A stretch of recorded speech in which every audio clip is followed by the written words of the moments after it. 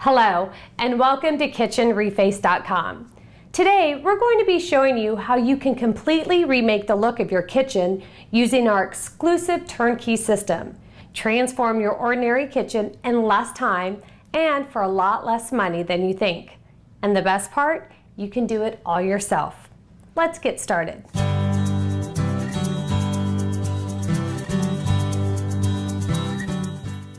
Start by logging on to the KitchenReface.com website to select your favorite door style, wood species, and color. In order to get the perfect custom fit on your dream kitchen, you need to provide us with some measurements and style preferences. Before we get started, here are a couple of key measurements you'll need to know. The overlay of the cabinet door is the amount that the door overlaps the face frame. And in this case, it's the standard 1/2 inch overlay.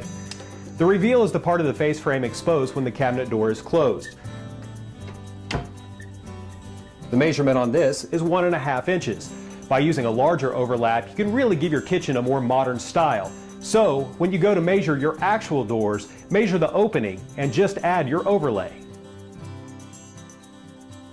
Next, measure all of your end panels.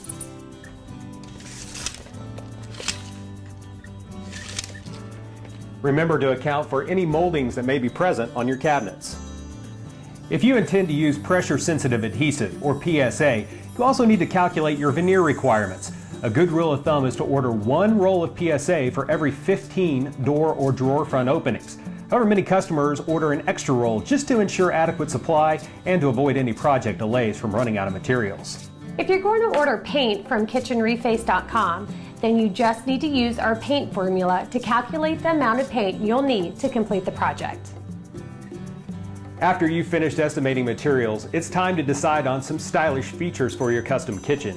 Measure areas to determine whether you need crown molding, light molding, scribe molding, or toe kit cover. That is if you plan to add any of these items.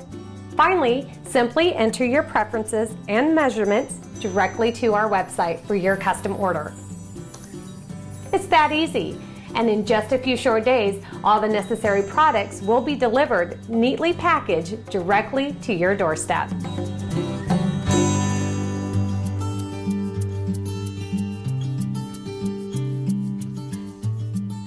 Now that you have your turnkey system, it's time to prep the kitchen to install it. First, remove all the doors and drawers as well as any molding around the cabinets. If you come across any dings or peels in the existing finish, just smooth it out with wood putty. Lightly sand it with 150 grit sandpaper until it's smooth. Next, just clean the surfaces with water and mild dishwashing liquid. Be careful not to use too much. Also, don't use any solvents because they soften the finish and keep the adhesive from sticking. If you ordered painted doors, first paint the entire face frame of your existing cabinets with the matching color that came in your turnkey system. Make sure to go with the grain. Now we need to attach the finished end panels. These doors have been custom cut to fit your measurements perfectly. Place it at the end of your cabinets and make sure that the front edge is flush with the cabinet front. And to complete the installation, you'll want to secure the door from the inside of the cabinet using wood screws.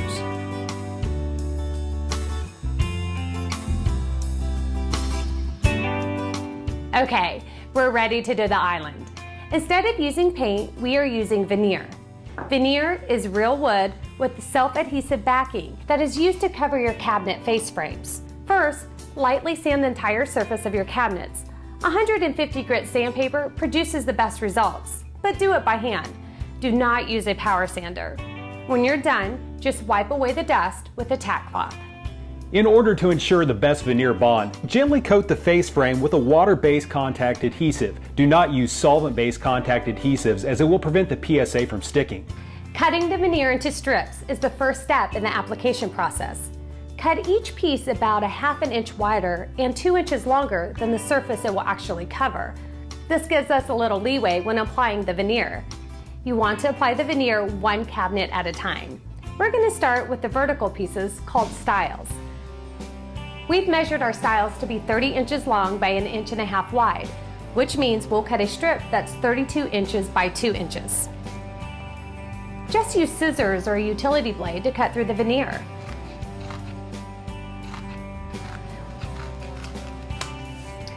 When you've cut your finished strip, just peel about 2 inches off the back.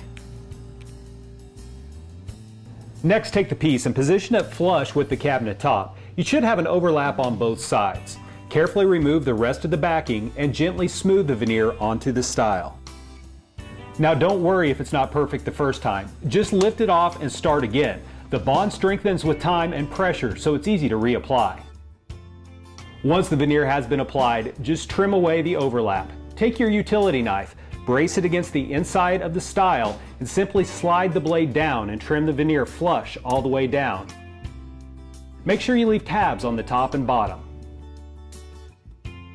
To trim the bottom of the cabinet, score the bottom from the back side and just fold it under. Cut along the front side of the score to trim it flush with your cabinet. Now it's time to trim the horizontal frame part called the rail. Measure the gap between the stiles and cut a strip of veneer with about a 1/2 inch overlap above and below and 1 inch on each end. Remove the backing and place and set the strip so it overlaps the stile by about 1 inch on both sides.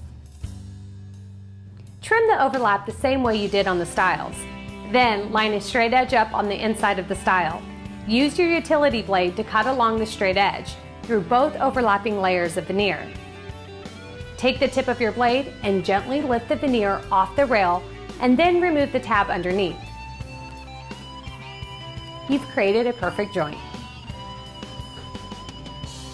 Get your 150 grit sandpaper again and sand toward the inside of the cabinet box.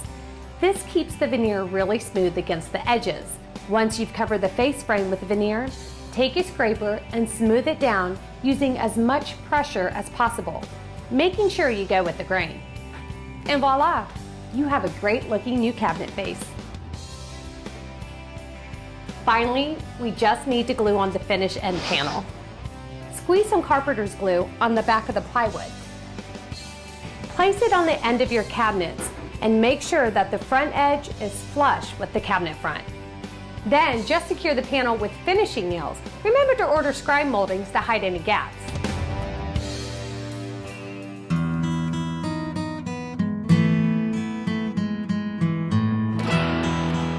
We've finished the island, now it's time to hang the doors. The doors that came with your turnkey system are already measured to a precise fit, and they come complete with hinges and screws. Just screw the hinges in with a drill or screwdriver, then center the doors over their openings. Next, we need to do the drawer fronts. First, it's important to know what type of drawer box you have. Now, all kitchens have one of 2 types of drawer boxes, either a 3-sided box or a 4-sided box. This drawer is a 3-sided box, where the front of the drawer is also the 4th side of the box. Now, this box has been cut down. This was originally a 3-sided drawer box. You can see that we've trimmed the edges. What we will do is we will reverse all the hardware to the back side, and we will secure the new front to the back side of the box. Center the new drawer front on the back side of the old drawer and secure it with screws.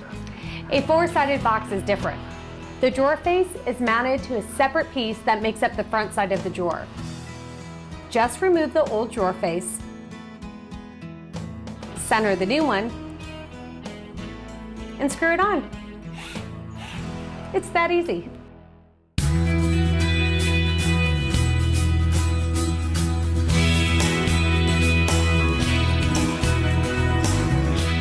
There you have it, a brand new looking kitchen that's pleasing to the eyes and the wallet.